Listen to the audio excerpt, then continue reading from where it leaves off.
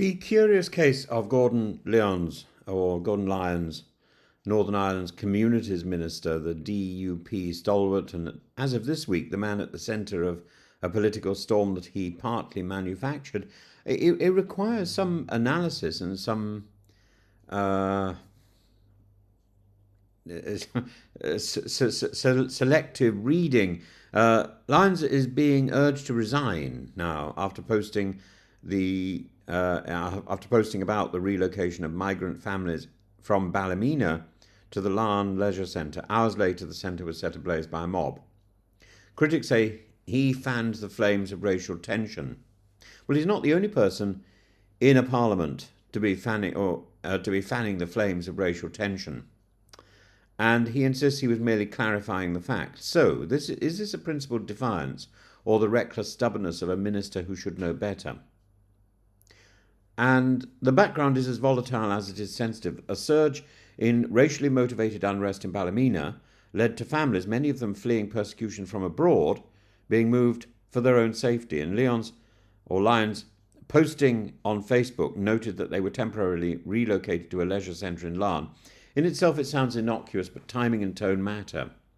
And the post came as tensions were spiralling. It mentioned the relocation, then pointedly added that he and his fellow DUP colleagues had not been consulted. He followed with a line affirming the right to protest, albeit peacefully. That was read by many, including First Minister Michelle O'Neill, as both a veiled complaint and a barely coded nod to public anger. Hours later, the centre was attacked. A shameful incident, said Lyons, but the damage quite literally had been done. And Michelle O'Neill called on him to reconsider his position. Sinn Féin, the SDLP, the Green Party and Northern Ireland Secretary all criticised him. Justice Minister Naomi Long was particularly pointed. It might have been in the public domain, she said, but Lyons elevated that risk by naming the site. He's been referred to the Standards Commissioner. The Committee for Communities passed a vote of no confidence, and there are serious accusations about his post that helped to legitimise a target.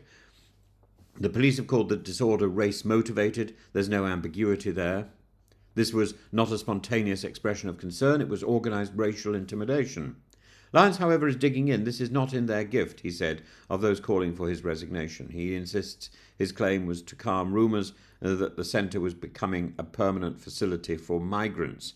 He claims the information was already public and confirmed by the council. The DUP leader Gavin Robinson has defended him, accusing others of twisting the facts to score political points. He says Lyons was not identifying a new site, but merely stating what everyone already knew. It's a classic political triangulation claim that the high ground of transparency is something that is there for the taking, rather like saying, oh, well, I'm just repeating what Andrew Tate said, while disowning the real-world consequences of your intervention. So what are we to make of this? Lyons' language, intentional or not, betrayed a concern not for the safety of those displaced by racist mobs, but for the optics of political exclusion. His priority seemed to be his party's lack of consultation, not the need to protect vulnerable families. And it recalls the recurring trait in unionist politics: grievance first, governance second. And yet he will not go, because under Northern Ireland's power-sharing rules, ministers cannot be removed by rival parties. His defiance is rooted not just in personal conviction, but in constitutional insulation. That should alarm us. This is a moment that demands moral clarity, not bureaucratic defensiveness, not party tribalism. Lyons should have condemned the violence, affirmed solidarity with refugees, and moved on. Instead, he chose to emphasise procedural slight, and now he's hiding behind technicalities while communities are left to deal with the fallout that is partly his responsibility.